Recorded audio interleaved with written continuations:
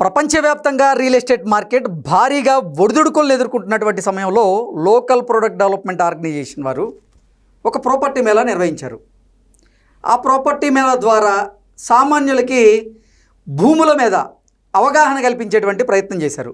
అంటే ఏ కంపెనీలో పెట్టుబడులు పెట్టుకోవచ్చు, ఏ కంపెనీ దగ్గర నుంచి ప్లాట్లు కానీ ఫ్లాట్ కానీ కొనచ్చు అనే దాని మీద వారు ఈ ప్రాపర్టీ మేళాను అయితే నిర్వహించడం జరిగింది.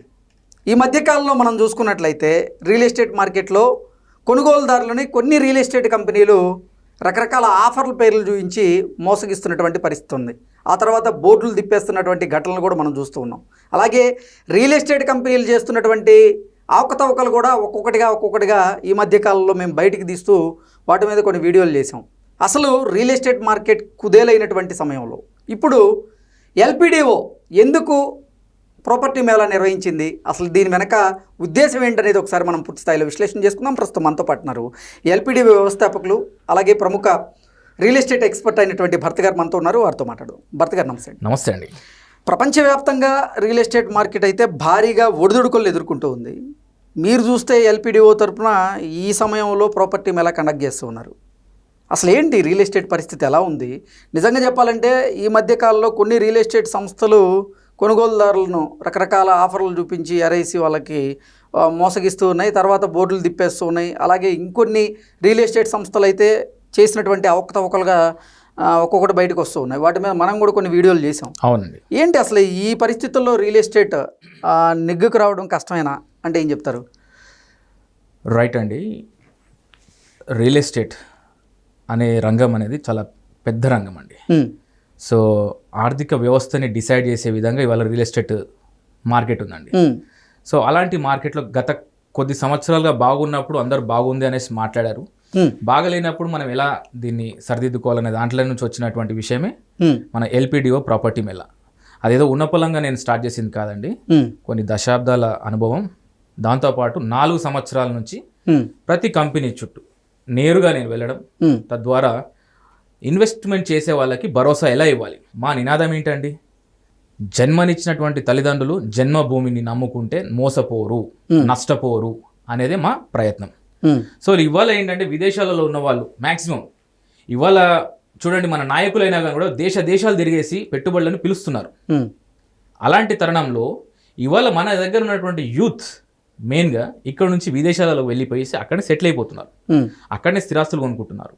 సో దీని ప్రభావం మన భారతదేశం పైన ఎలా ఉంటుంది అనే దానిపైన ఆలోచించి మొదలుపెట్టినటువంటి కార్యక్రమమే local product development Apna ప్రొడక్ట్స్గా Mela. దాంట్లో ముఖ్యంగా ఏంటంటే లోకల్ మన ఏమిటంటే ప్రాపర్టీది ఒక కాన్సెప్ట్ తీసుకునేసి మనం తీసుకొచ్చాం. ఒక బిల్డర్, ఒక బ్యాంకర్, ఒక ఆర్టిజన్.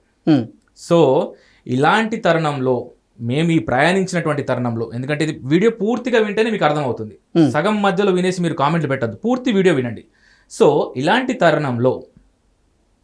తరుణంలో తరచూ వినపడుతున్నటువంటి విషయాలను గమనించి ఒక చేసే ముందు ప్రతి ఒక్క యూట్యూబర్ ఇన్ఫ్లుయెన్సర్ దగ్గరికి మేము వెళ్ళాం. ప్రాపర్టీస్ ఎలా చేస్తున్నారు ఏంటిదనే దానిపైన మా ప్రాపర్టీస్ని కూడా మేము వాళ్ళ దాంట్లో ప్రొజెక్ట్ చేయించాం. ఎలా ఉంటుంది ఏంటిదనే దానిపైన కూలంకుషంగా. సో ఇవాళ వాళ్ళ గురించి మాట్లాడో ఇంకోరి గురించి మాట్లాడో దీన్ని పక్కదో పట్టించదలుచుకోలేదు. ఎవరి ప్రయత్నాలు వాళ్ళు చేస్తున్నారు, చేయడంలో తప్పు లేదు.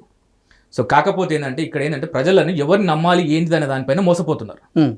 సో ఇవాళ ఇన్ఫ్లుయెన్సర్స్ బేస్ చేసుకునేసి మీరు కొన్నాము, లేకపోతే పాడ్కాస్ట్లను బేస్ చేసుకొని కొన్నాము అనేసి చాలా మటుకు ఇన్వెస్ట్మెంట్ చేసి రోడ్డు మీదకి వస్తున్నారు. సో అలాంటి వాళ్ళకి ఎలా మనం భరోసా ఇవ్వాలి అనే దాంట్లో నుంచే మొదలైంది. ఓకే, మీకు స్టార్టింగ్ మొదలనే చెప్పాను, కృష్ణ గారు ఇది ఒక చరిత్రని మనం సృష్టించబోతున్నాము. ఎందుకంటే మన జీవితంలో జన్మభూమి పైన ఇన్వెస్ట్మెంట్ చేయమనేసి విదేశాలలో ఉన్న వాళ్ళకి నేను పిలుపునిస్తున్నాను. ఎందుకు ఆ విషయాన్ని మీకు ఇంత బలంగా ఎందుకు చెప్తున్నానంటే, మీరు ఎక్కడ ఇన్వెస్ట్మెంట్ చేసినా కానీ కూడా జన్మభూమి పైన ఇన్వెస్ట్మెంట్ చేస్తే ఏదో ఒక రోజు తిరిగి మీ కుటుంబానికో లేకపోతే మీ వాళ్ళకో మీ వారసులకో చెందుతుంది. మీరు విదేశాలలో మీరు ఇన్వెస్ట్మెంట్ చేశారు అంటే సరే, మీ కుటుంబం మొత్తం విదేశాలలో ఉన్నది, మాకు మా దేశం నుంచి సంబంధం లేదు అనే వాళ్ళకి పర్వాలేదు.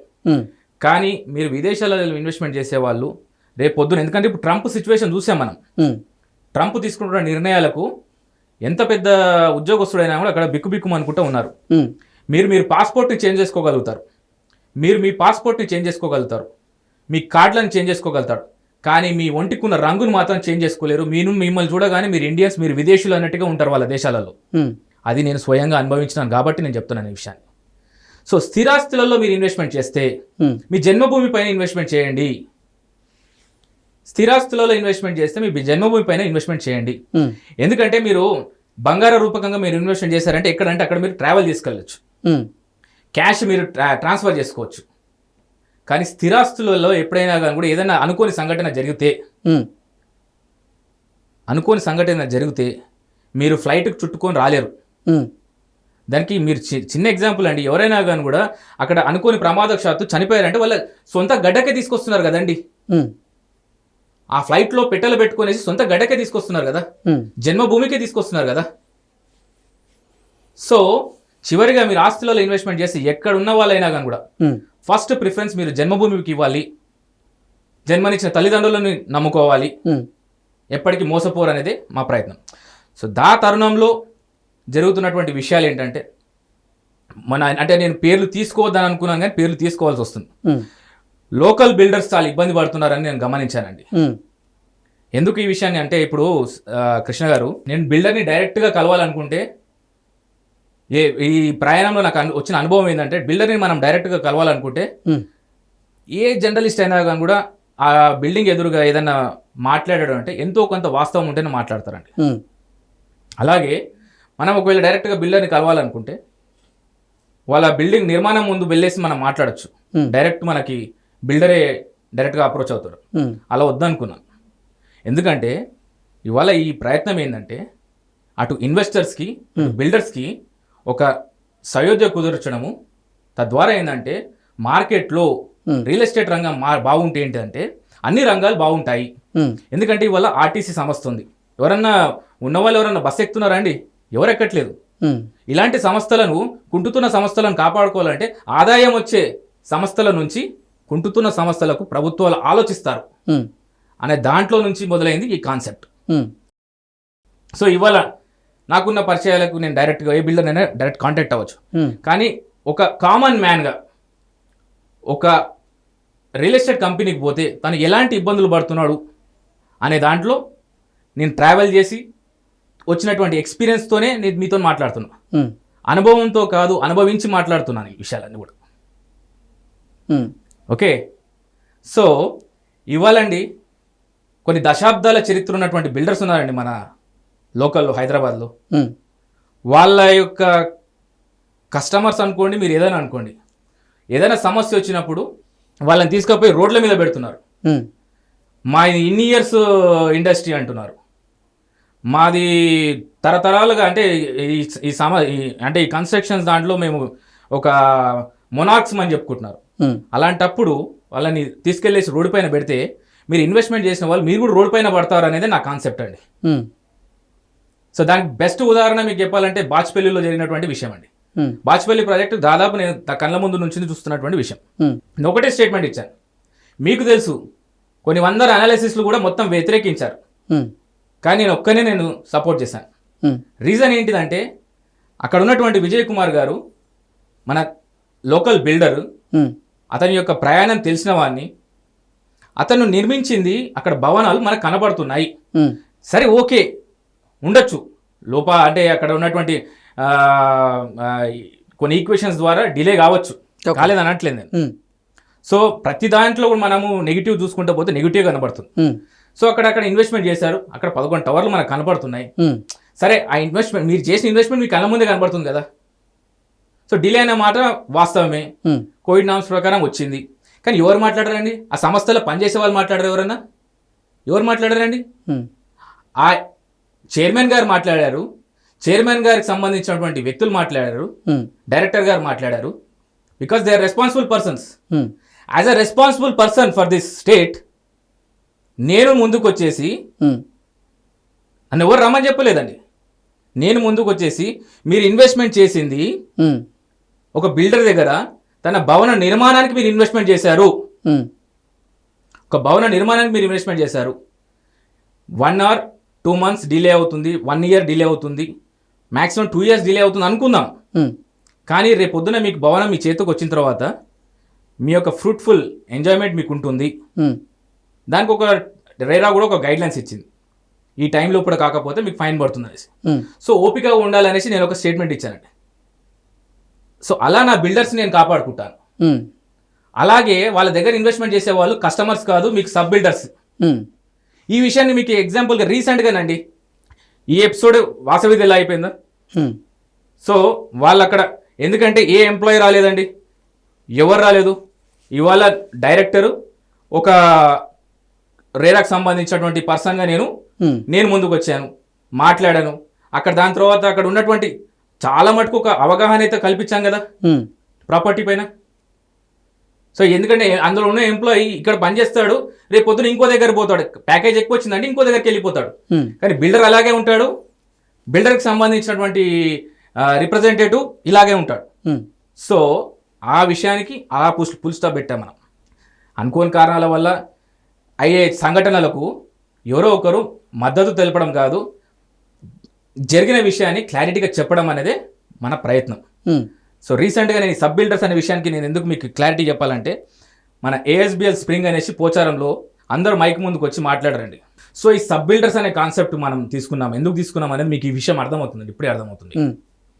ASBL స్ప్రింగ్ అనేసి ఆ కమ్యూనిటీలో ఉన్న వాళ్ళందరూ కూడా లోపాలనేసి మీడియా ముందుకు వచ్చారు. ఒక్కసారి మీరు మీడియా ముందుకు వచ్చారంటే ప్రపంచానికి ఎవరు చెప్పని అవసరం లేదండి, ప్రపంచం అంతా చుట్టేస్తుంది. అవును. సో నాకు అక్కడ జరిగిన విషయాన్ని గమనించినట్టయితే వాళ్ళు చెప్పే దాంట్లో ఒక్కొక్కరు ఒక్కొక్క విధంగా చెప్తున్నారు. మనం మాట్లాడేటప్పుడు నాకు క్లారిటీ లేదండి, దీనిపైన ఒకటి నిజ నిదారణ తెలియాలి అనే దానిపైన నేను ఆలోచించాను అనమాట. ఎందుకంటే ఇవాళ ఈ బిల్డర్కి జరిగినటువంటి విషయము, ఈ ఎఫెక్ట్ అనేది ఎంటైర్ హైదరాబాద్ రియల్ ఎస్టేట్ పైన పడుతుందండి. మనం పిలుపునిచ్చేది ఏమో జన్మభూమి పైన ఇన్వెస్ట్మెంట్ చేయమని పిలుపునిస్తున్నాం, విదేశాలలో ఉన్నారు. నేను ఎక్కడ మాట్లాడినా కానీ కూడా ఆ రోజు మీరు ప్రాపర్టీ మేళలో కూడా నేను ఒక బిల్డర్ సంబంధించినటువంటి ఎంప్లాయీ, నేను ఏదో అంటే ఇదేదో పూల చొక్కా అనుకుంటున్నాను, ఇది పూల చొక్కా కాదండి, ఇది కలంకారీ చొక్కా, చేనేత కార్మికుడు చేసినటువంటి చొక్కా ఇది. సో ఇలా నన్ను చూడగానే స్థానిక ఉత్పత్తులు, స్థానిక సంస్థలు, స్థానికంగా ఉన్న వాళ్ళకు ఒక భరోసా కల్పించే విధంగా ఉండాలనేసి నా వేషధారణ ఇలా ఉంది. అంతే తప్ప నాకు సూటు తెలుసు, బూటు తెలుసు, నాకు వచ్చే మాట తెలుసు. అండ్ ఈ విషయం మీకు ఎందుకు చెప్తున్నానంటే, ఇప్పుడు అక్కడికి నేను స్వయంగా మా వాళ్ళని పంపించానండి, ASBL స్ప్రింగ్కి పంపించాను. మీ టీం వెళ్ళిందా? ఎస్. ఓకే. అక్కడ వెళ్ళారు. వెళ్ళిన తర్వాత అక్కడ కన్స్ట్రక్షన్ కానివ్వండి, అక్కడ ఉన్నటువంటి ఎమ్యూనిటీస్ కానివ్వండి, అక్కడ ఉన్నటువంటి అంటే దీన్ని నేనే ASBLకి పెయిడ్ ప్రమోటర్ కాదండి, వాస్తవం చెప్తున్నాను. ఎందుకంటే నేను సబ్ బిల్డర్ అనే కాన్సెప్ట్ మీకు అర్థమవుతుంది నేను చెప్పే దాంట్లో. అక్కడ కంప్లీట్గా సోల్డ్ అవుట్ అయిపోయాయండి. అక్కడ ఉన్న వాళ్ళని కూడా కనుక్కున్నాము. అక్కడ అబ్బాయి ఉన్నాడు, అబ్బాయిని కనుక్కుంటే సార్ కంప్లీట్ సోల్డ్ అవుట్ అయిపోయాయి, ఓన్లీ రెంటల్కే మీకు అవైలబుల్ ఉన్నాయని చెప్పాను. ఆ స్విమ్మింగ్ పూల్కి వెళ్ళామండి. వీళ్ళు ఏం చెప్పారు, స్లాబ్ కూలిపోయిందని చెప్పారు. నాకు స్లాబ్ కూలిపోయింది అనగానే నాకు అర్థం కాలేదు. స్లాబ్ కూలిపోయిందంటే చిన్న విషయం కాదు అది, ఎంటైర్ ప్రభుత్వ రంగం కూడా దిగుతుంది, ఎందుకంటే పిల్లల విషయం అది. సో స్లాబ్ కూలిపోయింది. కానీ అక్కడ వెళ్ళి చూస్తే ఏంటంటే ఫాల్ సీలింగ్ కూలిందండి. అది కూడా కూలొద్దు యాక్చువల్లీ, ఎందుకంటే కొత్తగా నిర్మించినటువంటి విషయం. ఓకే. అది కూడా కూలొద్దు. అది ఎందుకు కూలిందనే దానిపైన కూడా ఒకసారి ఆ యొక్క కన్స్ట్రక్షన్కి సంబంధించినటువంటి మార్కెటింగ్ మేనేజ్మెంట్, మళ్ళీ దాని తర్వాత కన్స్ట్రక్షన్ సంబంధించినటువంటి కాంట్రాక్ట్ ఒకసారి ఆలోచించాల్సినటువంటి విషయం అది. ఎందుకంటే ఇది సమ్మర్ కాదు కాబట్టి నడిచిపోయింది. సో ఎంతైనా కూడా ఫాల్ సీలింగ్ అయినా కానీ పడడం అనేది పడడమే. సో దాన్ని పెద్దగా దాన్ని మొత్తము మీడియాలో ఒక రచ్చ చేసి, సో దాని ఒక ఇష్యూని తీసుకొచ్చేసి, సో అది ఎంటైర్ ఏమైపోతుందండి, వాళ్ళ ప్రాపర్టీ ఆయన అయిపోయింది. ASBL డైరెక్టర్ అమ్మేసుకున్నాడు, వెళ్ళిపోయాడు అక్కడ నుంచి, కంప్లీట్గా అయిపోయింది. ఇప్పుడు ఎవరున్నారండి, కస్టమర్స్. ఆయన దృష్టిలో కస్టమర్స్, నా దృష్టిలో సబ్ బిల్డర్స్. సో ఇప్పుడు వాళ్ళు తీసుకొచ్చేసి వాళ్ళ ప్రాపర్టీని మొత్తం రోడ్డు మీద పెట్టుకున్నారు. అందరికి తెలిసింది ఈ కన్స్ట్రక్షన్ బాగాలేదు, పగుళ్ళు ఉన్నాయి, ఇది ఉన్నాయి, అవి ఉన్నాయి అనేసి అన్ని చెప్పారు. కానీ చాలా నీట్ కన్స్ట్రక్షన్ ఉందండి, చూశాను కదా. ఎందుకంటే ఎన్ని మరి నిర్మాణ లోపాలు ఎక్కడ తలెత్తినట్టు విషయంలో అండి. ఇక్కడ ఏంటంటే స్విమ్మింగ్ పూల్లలో మాక్సిమం ఏంటంటే ఫాల్ సీలింగ్ పెట్టద్దండి. ఎందుకంటే మనం బాటిల్ని మూత పెట్టి పెట్టామనుకోండి, బాటిల్ వాటర్ అనేది ఎవాపరేట్ కాదు. ఇవన్నీ లిక్విడ్స్ కి సంబంధించినటువంటి విషయం.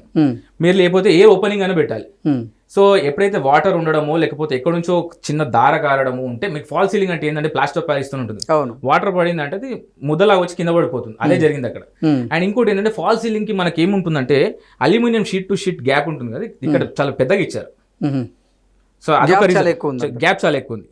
సో కన్స్ట్రక్షన్ త్వరగా అయిపోవాలనేసి ఇలాంటివి ఉంటాయి కాబట్టి ఇలా జరిగింది. సో ఇక్కడ ఏంటంటే అండి, సో అక్కడ విషయం ఏంటంటే అది త్వరగా పరిష్కరించుకోవచ్చు అండి.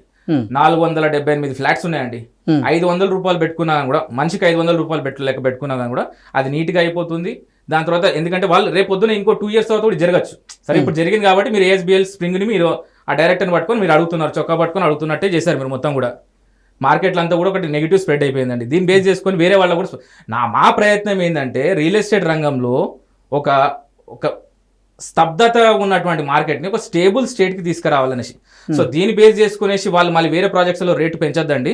సో ఉన్నట్టు చెప్పాలనే మేము చెప్తున్నాం. ఓకే. సో అక్కడ నేను అడిగాను ఒకరిని, సార్ ఇప్పుడు ఫ్లాట్స్ ఏమైనా అవైలబుల్ ఉన్నాయనేసి మా వాళ్ళని అడిపించాం. అవైలబుల్ లేవండి అని.